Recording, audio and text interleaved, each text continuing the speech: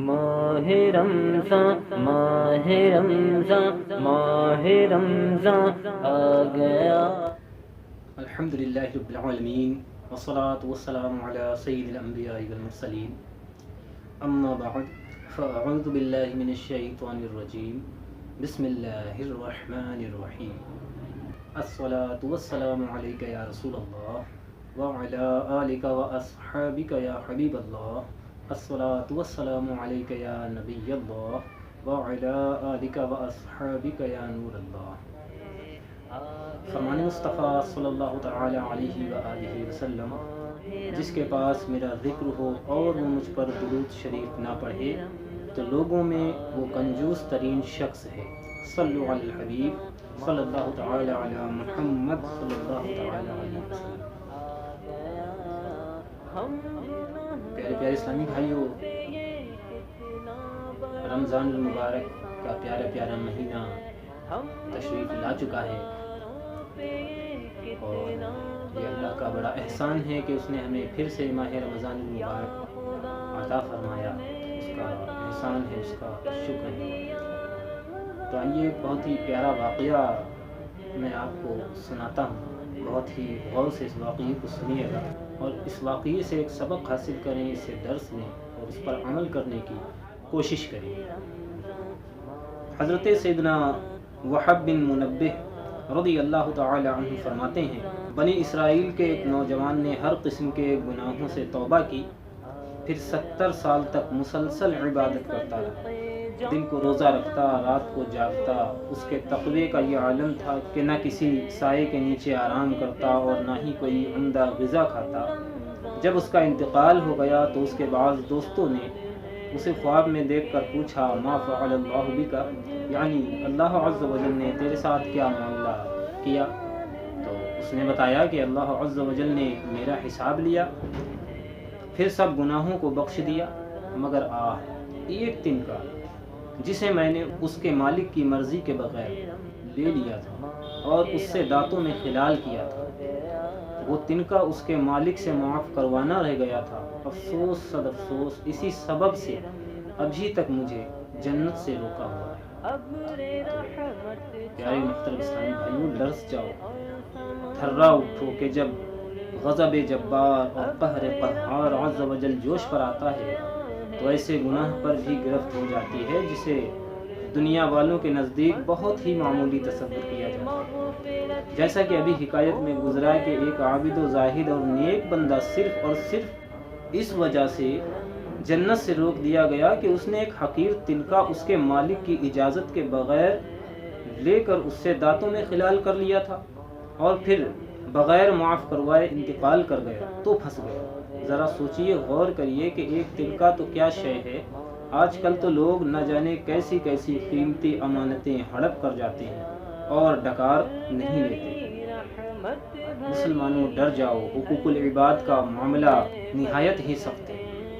اگر ہم نے کسی بندے کا حق دبا لیا یا اس کو گالی دے دی، آنکھیں دکھا کر ڈرایا، دھمکایا، غصہ اور ڈانٹ ڈپٹ کی جس سے اس کا دل دکھا، الغرض کسی طرح بھی بے اجازت شرعی اس کی دل آزاری کی یا قرضہ دبا لیا، بلکہ بغیر صحیح مجبوری کے قرض کی ادائیگی میں بھی دیر کی، یہ سب بندوں کی حق تلفیاں ہیں۔ یاد رکھیے، اگر آپ نے کسی سے قرض لیا اور ادائیگی کے لیے رقم پاس نہیں ہے مگر گھر کے اسباب، فرنیچر وغیرہ بیچ کر قرض ادا کیا جا سکتا ہے تو یہ بھی کرنا پڑے گا۔ قرض ادا کرنے کی ممکن صورت ہونے کے باوجود قرض دار سے مہلت لیے بغیر آپ قرض کی ادائیگی میں جب تک تاخیر کرتے رہیں گے، دیر کرتے رہیں گے، گناہ گار ہوتے رہیں گے۔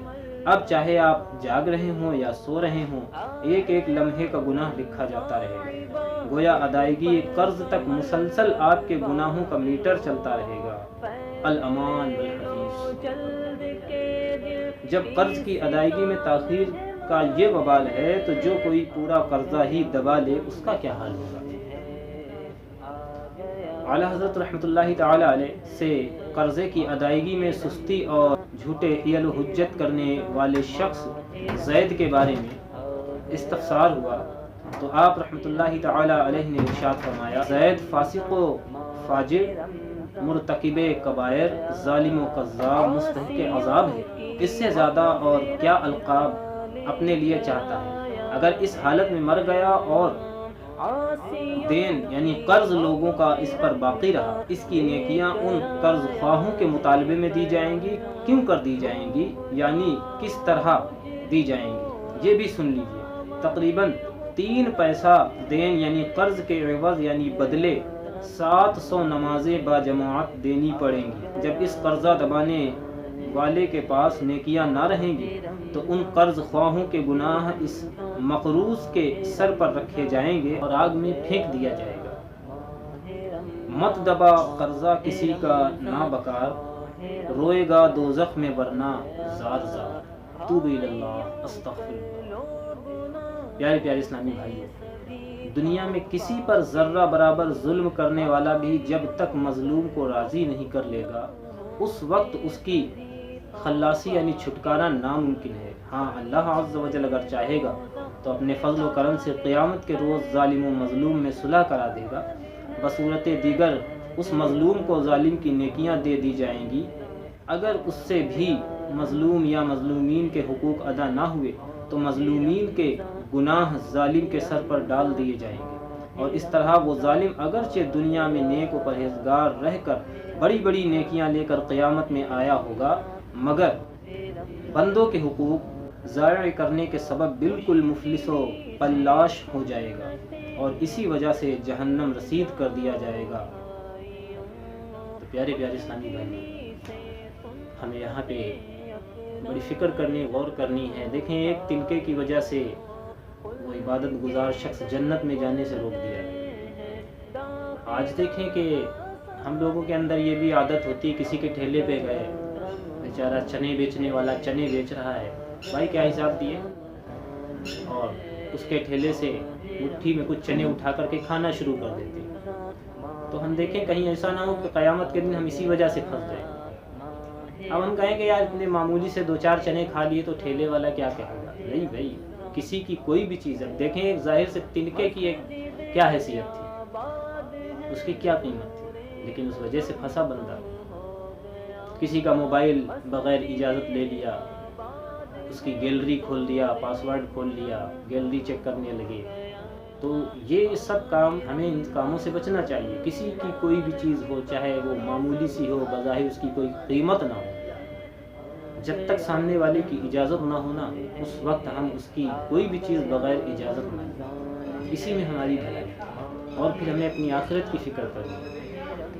اگر آخرت میں پھنس گئے، آخرت کی مصیبت بڑی مصیبت ہے، تو کوشش کریں کہ کسی کی بھی کوئی چیز بغیر اجازت نہ استعمال کریں، نہ چھوئیں، اور اب تک ایسا جو کیا ہے تو اس سے توبہ بھی کریں۔ اور اگر کوئی ہم سے اس وجہ سے ناراض ہوا ہے کہ اس کی چیز ہم نے بغیر پوچھے لی ہوئی تھی تو اس سے معافی بھی مانگ لیں، اور کسی کا نقصان کیا تھا تو اس نقصان کی بھرپائی بھی کریں، اس سے بھی معافی مانگے اور اللہ عز و جل سے بھی معافی مانگے۔ اس ویڈیو کو اچھی نیت کے ساتھ زیادہ سے زیادہ شیئر کرنا نہ بھولیں۔